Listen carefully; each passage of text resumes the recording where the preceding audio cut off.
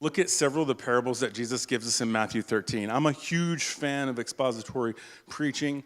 I don't prefer topical preaching because I feel like it can go sideways and get confusing at any point. Certain people do it really well, so I'm not saying you shouldn't do it, but for me, it's not a thing I like to do. But I have to sometimes. In this case, I can stay in one chapter of the Bible and talk about that, so I'm happy about it. I won't do these parables in order, so there will be a little bit of a reverse order on what they're saying to us, what Jesus is saying to the disciples, and what he's in turn saying to us as a result of that. The first parable I want us to look at is the one about the pearl of great price. So it's Matthew 13, starts in verse 44. And it says, "The kingdom of heaven is like a treasure hidden in a field, which a man found and covered up. Then in his joy goes and sells all that he has and buys that field. Again, the kingdom of heaven is like a merchant in search of fine pearls, who on finding one pearl of great value went and sold all he had and bought it." Now, I have always wrestled with this parable personally, specifically the first one, because it talks about somebody finding like a treasure on a piece of land, right? And so he finds a treasure on a piece of land, and what does he do? He covers it up, goes back and finds a way to buy that piece of land, and then goes and gets the treasure, which sometimes seems a little suspect. You know, you're like, and if you've never seen the parable that way, I apologize for now introducing that mindset into your brain, but this is just how my mind works. And so the problem was I was so caught up on like the way that they did it that I wasn't being able to get to the point of what was being done, right? The point was that he found it and he realized its value and he sold everything he had just to get that piece of land because he knew what was on that land was so valuable that nothing he had could ever be enough to get it, right? So then we look at the second parable where it talks about the pearl. The guy's looking for a pearl, and he finds the pearl, and he knows the value. He sees the value of that pearl. And so because he does, he goes and sells everything that he has, and he buys that pearl. Now, of course, what we know is this treasure and this pearl are representations of the gospel, what the gospel is to us, or should be to us. So, when we think about this, are we willing to do that for the gospel? And I'm talking to myself. I'm not preaching at you. I'm just telling you what the Lord shows to me. And the idea for this message comes from a friend of mine that works with Live Dead with the Assemblies of God Church. His name's Dick Brogdon. He's one of the founders of that movement. So some of this stuff is just ideas that he has given through his teachings. But when you look at this situation, the idea of these parables is that what is our first job? It's to love Jesus more than anything. That's what I get from these parables. It is to love Jesus more than anything because he's the most important thing. So when our kids were small, we had some friends that came to visit, and we went on a safari with them because they wanted to go and see the animals. So we're like, yeah, we'll go, sure. So we arranged a safari. We go to see the animals. We're in the van riding around, and Samara was probably 3. My youngest kid, and they had brought their child with them, and she was probably 5 or 6 at that point in time, and Samara was talking to her. Her name is Eleanor, and she said, Eleanor. She's like, Eleanor. Eleanor's like, yes, Samara. And Samara says, you know what? If you don't drink water, you die. And it's so funny because it was so dogmatic, so matter of fact, you're just like, yeah. And then Eleanor's like, okay, thanks, Samara. But we still think about and tell that story to this day. But it's a true statement, right? If we don't drink water, we will die. We will eventually become dehydrated and no longer exist on this earth because our bodies need water to exist. So if we need water to exist, how much more do we need the gospel to exist? As much as that physical thing of water is necessary for our existence.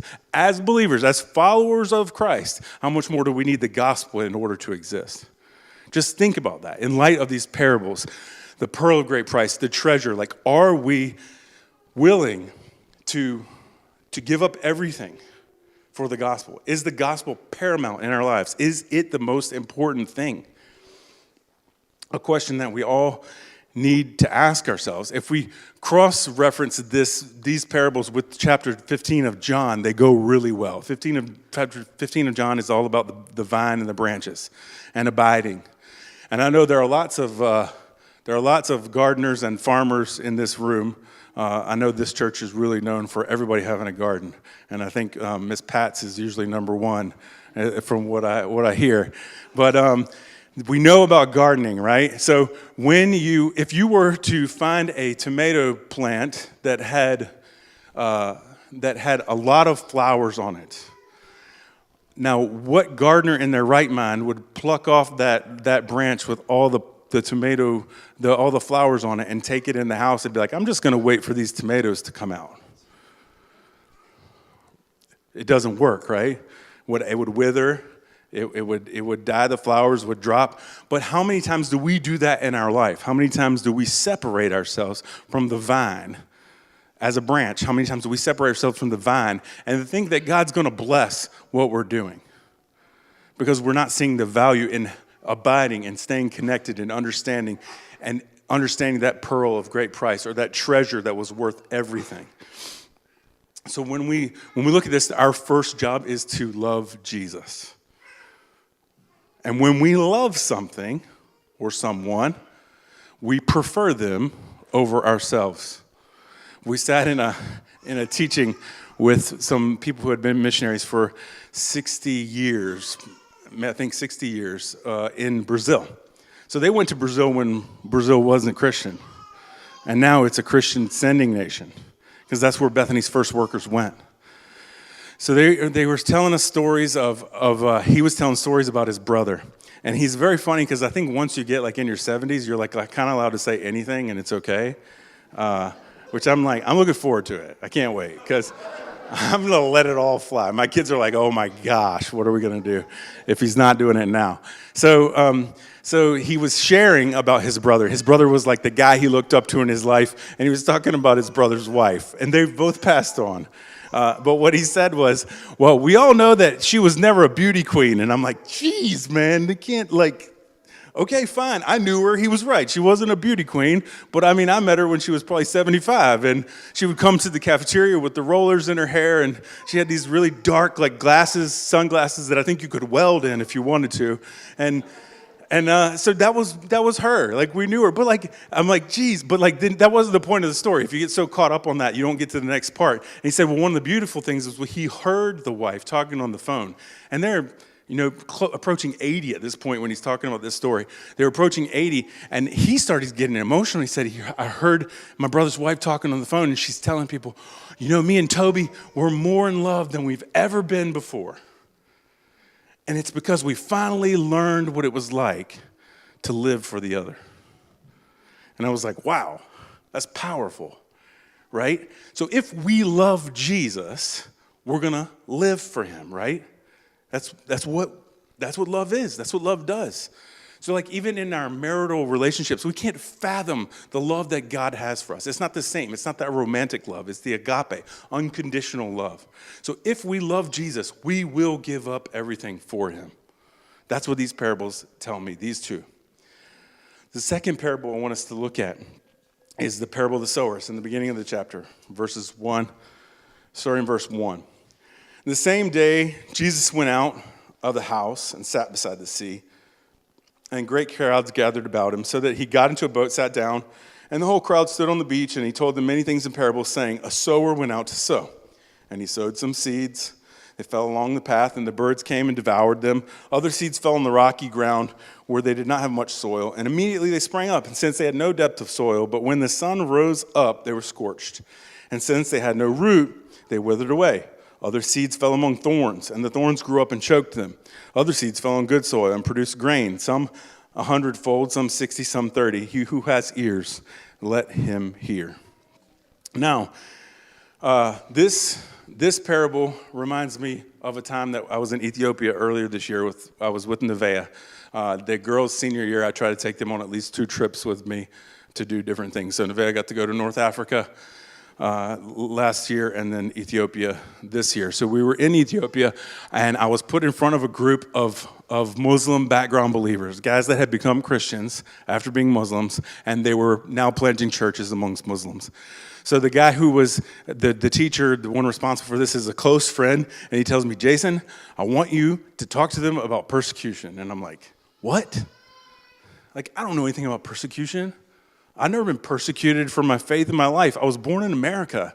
Like, you don't get persecuted for being a Christian. You want me to stand in front of a bunch of Muslim background believers and talk to them about how they should endure persecution? I was like, can I not do that, please? Can I talk about something else? He's like, okay, it's fine. I was like, praise the Lord, because I did not want to talk about that. So I came into wanting to talk about the parable of the sower. I felt like this is going to land really well. Like, I really feel like this is going to work.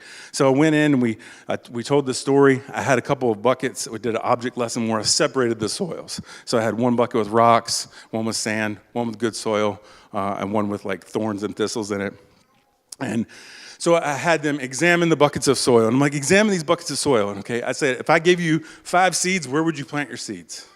And they're like, well, we plant them all in this bucket of good soil because all the rest of them are terrible. And I'm like, okay, good. Sounds good. So then I'm like, all right, let's take a big basin. So I took a big, huge basin and then dumped all the soil into one basin and I mixed it up. And then I said, now, where would you plant your seeds? And we're like, well, now we don't know where to plant them because you ruined it. And I was like, sure, I get it. But like, this is more a picture of what the world looks like than those 4 buckets. Because people don't separate themselves according to groups. You're not able to go out and say, this group over there looks like they're going to receive the gospel. That's where I will concentrate my efforts. Because people are mixed together and you can't see the hearts of someone. So you don't know. So at times we get kind of stingy with sowing the gospel because we're like, that's not going to produce return on investment. That's a waste. But it's like, what are we wasting? Because the gospel doesn't run out. So trying to teach them that. And it was funny because I actually thought it was going to land really well. They were going to be pumped up. But they were fighting me on it. And I couldn't believe they were fighting me because I'm like, wait. They're like, no, you don't understand. Some of these sheikhs, these Muslim imams, they're not worth wasting the seeds of the gospel on because it will bring hardship. And so what did we come around to? Persecution. I'm like, really? This is the thing I was trying to avoid. Thank you, Lord, for humbling me once again. So that's what it came down to. And it's like, but the thing is, who did that for you? And that's what I kept reminding him. You were that guy. Like, you were that sheikh. At one point in time, people sowed the gospel in your lives. How many times did they sow the seeds of the gospel in your life before you responded to it? So it was Wubshet is the Ethiopian guy's name. Wubshet really helped me because he came in at the end and kind of like summed it all up because we were preaching through a translator because I don't know Amharic. And so he comes up and he's very aggressive because he's a Cushite. And Cushites are very aggressive people. So he comes up and he's talking to him in Amharic. And I don't know what he's saying, but I could tell from his body language, he's like hammering in the point of, yeah, people were giving you the gospel. Why are you being stingy with it? Go out and sow it, like, and see what happens. 100, 60, 30. Well, even if it dries up and withers, that's not your problem. So he picks up the soil and he's like talking to one guy. One guy's kind of giving him a problem. He just like chucks it at him in the middle of a sanctuary like this. And I was like, what in the world is happening? So this parable, like it takes on like real depth of meaning no matter where we are in our life. If we're here in LaPorte, if we're in the cities, if we're an Ethiopian Muslim church planter, if we're a vocational missionary, if we're a farmer, it doesn't matter. Our job is to sow seeds because if we love Jesus, then we will share him with people. So love Jesus, preach the gospel. That's what I'm getting from this. And it's like, the question is, why wouldn't we? Like, because it's not our job. If we look at Mark chapter 4, it talks about the parable of the seed growing, like the farmer plants it and then he goes to sleep, right? And he goes to sleep. He doesn't know whether it comes up or whether it's not going to come up. He wakes up and it's out of the ground.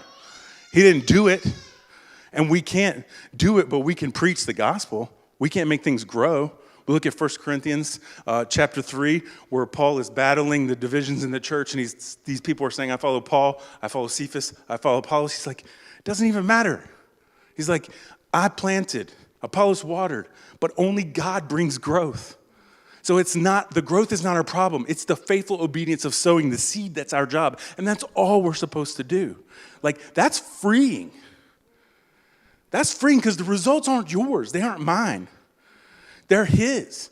And no matter what you want to do, even if you plant a seed in your garden and it's not coming up, and you go and lay down next to the ground and you say, come on, little seed, I need you to come up out of the ground.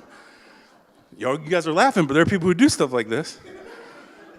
There's studies. that say that if you talk to your plants are more happy. Now, I'm not one of those people, but I know people who are, and I've done this message before and shared that story, and people come up to me after, they're like, I'm one of those people who does that. And I'm like, that's cool. I'm not saying nothing bad about you. I'm just saying you ain't coaching it up out of the ground. Like, the growth is not on you. It's not your responsibility. It's not even, like, you can't. Like, period. That's the thing. You can't. But what you can do is faithfully sow the seed of the love of Jesus and the gospel into the lives of people that you come in contact with. So why wouldn't we share? Sharing. We ultimately fear rejection. Like, nobody likes to be rejected. We're not like, I'm gonna go do this so I can epically fail at it. Nobody does that. Like I was sharing with the group last night, like, I don't play games to lose. And people were like, well, I play them for fun. And I was like, well, I don't really do that either. I play them to win. And like, that's my mindset. That's my mentality. My wife and I are very different. My wife is like, I just play for fun. I was like, that's crazy. I don't understand that. I'm trying to win. If I'm going to play, I want to win. I mean, I'm not going to be a sore loser if I lose, but I ain't going to try to not win. You know what I'm saying?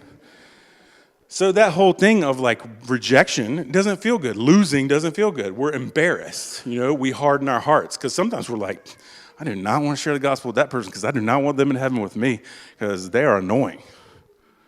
I know that's funny, but think about it. You're like, I don't want to talk to this person about Jesus because then they might get saved. They might start coming to my church and they're going to hang out around them. Maybe somebody, you were that for somebody else. Because everybody, like we have a saying in our family too, everybody's somebody else's weirdo. It's a true statement, right? Like you're like, oh, this person is really hard for me to deal with. Well, you might be hard for somebody else to deal with. That might be true. I know I'm not everybody's cup of tea.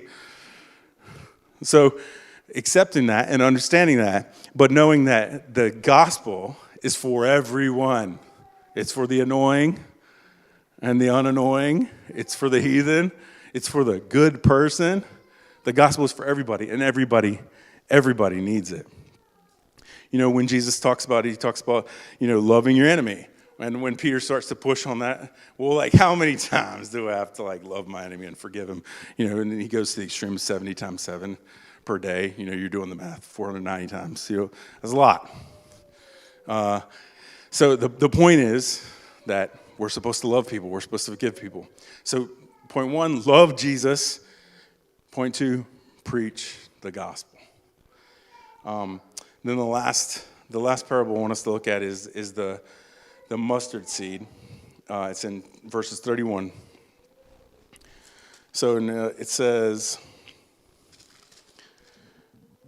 he put another parable before them, saying the kingdom of heaven is like a grain of mustard that a man took and sowed in his field. It's the smallest of all seeds, but when it grows, it's larger than all the garden plants and becomes a tree, so that the birds of the air can make its nest in its branches.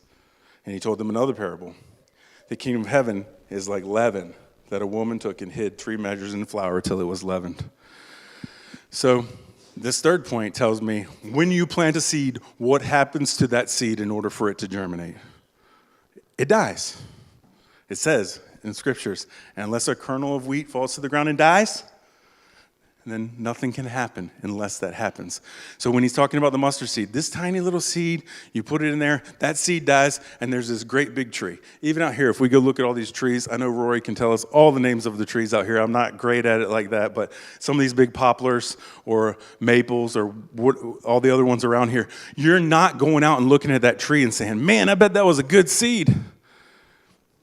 Nobody's doing that. You know what I mean? Like, you're looking at the gigantic size of the tree. You never thought about the seed because the seed died and was forgotten. So what it's telling me is, like, that's what's supposed to happen. So as the seed dies and is forgotten, so much more comes from that. When you look at, some of you are bakers in here, my wife's a great baker. I don't bake, I cook. I don't like following recipes. So baking and not following a recipe doesn't work very well most of the time. I'm just like, I don't think that's enough of this. And I put it in there and I'm like, well, that didn't go well. So I'm not going to do that again. So I only bake on her birthday usually. So anyway, she uses a lot of yeast, but no time when I have eaten bread that she made with yeast in it did I eat that bread and say, man, that yeast was good. Because you don't think about that.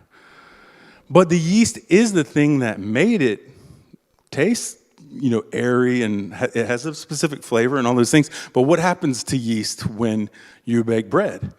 You activate it, so you give it some sugar to feed it, so it gets going and activated. You put it in the bread, you bake it, and it dies.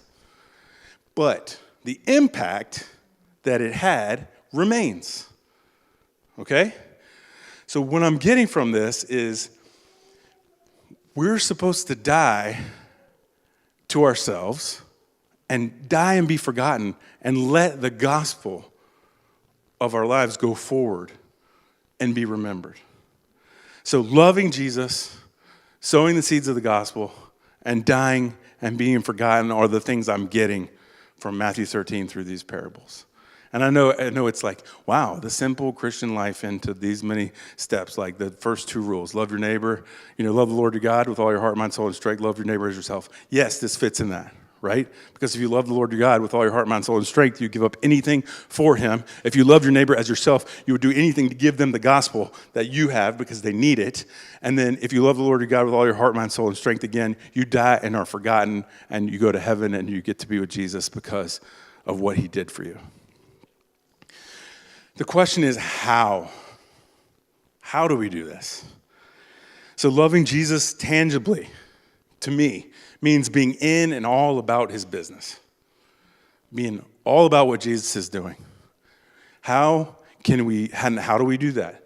Through loving his creation, we show we love him. And that's why Jesus says, if you keep these two commandments, you're good to go. The Pharisees are looking for all the laws. What about this one? How many tassels do we need on the bottom of our shirt to be clean? He's like, no, love the Lord your God and love your neighbor as yourself. Loving Jesus means loving his creation. Now, how do we do that? We love one another in this room. We love humans outside of this room because every human being was created in the image of God, like it or not. Agree with them or not agree with them. Whether they're this political affiliation or that political affiliation, whether they land on this side of issues or that side of issues, we are commanded to love them. And that is hard. I acknowledge that. That's difficult. Like, we work with a very difficult, stiff-necked people. They are not that easy to get along with. So it can be very hard, but I'm still called and commanded to love them. Because if I love Jesus, I'll love his creation. When we look at other ways that we can show show that we love Jesus, and he's the most important thing, we faithfully obey him. So faithfully obeying him means preaching the gospel. It means lavishing the love of Jesus over people in word and in deed. That in deed part is important. Because your words don't mean nothing if you don't back them up. If your actions don't line up with what you're saying, then what you're saying is useless. Like when he says faith without works is dead, it's like a resounding gong or a clanging cymbal. Like, you show me your faith by what you say, I'll show you by what I do. In James, it talks to us about faith without works being dead. So we can't say we love Jesus and not obey him. We can't tell people Jesus loves them and treat them poorly. We can't. It doesn't work. It's counterproductive. We can share through our personal testimonies. We use the gospel to share our personal testimonies. You think of a great example of that is the woman at the well in John chapter 4. When she finds out who Jesus is, and then she runs back to the rest of the town and tells them, come and see this man who told me everything I've ever done and loves me. And they come back, and at first they say, we first believed because of your testimony, but now we believe for ourselves because they sat with Jesus, and Jesus told them about who he was. So the testimony drew them in, and then they believed because they got to know Christ. So all this stuff should be part and parcel of who we are. We have to do these things and leave the results up to God. It's not our job. One of the big problems that we have as human beings is there are times when we absorb the glory of God and we're supposed to reflect it.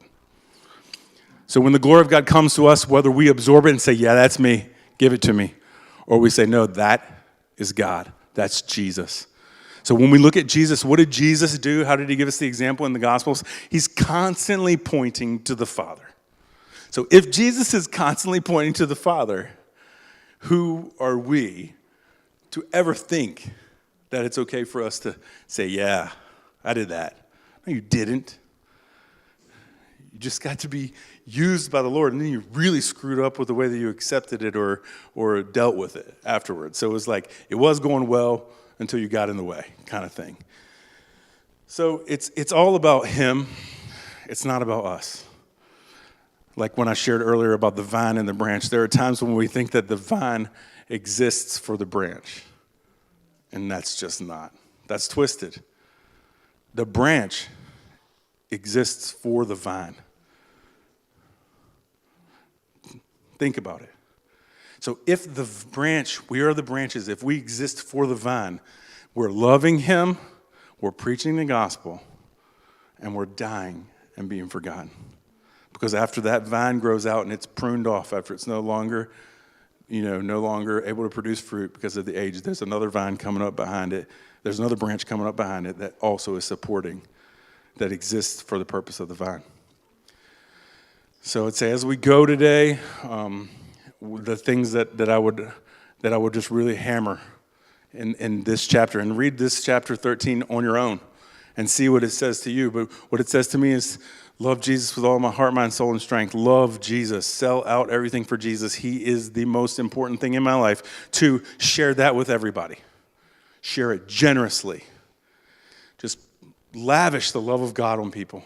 Share the gospel, because it's not going to run out.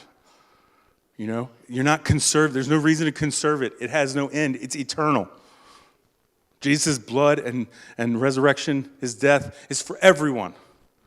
It's not like we can only, if you get in, then it's kind of like that's it. That's not the case.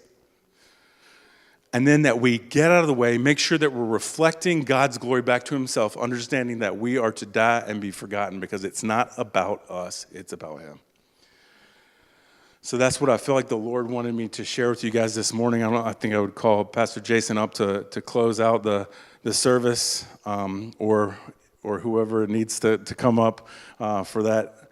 Is there a final song? Is that okay? Great. So I'll call the worship team up to do that. But I'll just pray as they come. Jesus, we love you, and I pray we could live out these truths in your word, God. Even if we can get just a part of this right as we move on in this life, I pray that you would help us, guide us, lead us, direct us, help us to know that you are the pearl of great price. You are the treasure. Everything is greater and better because of you.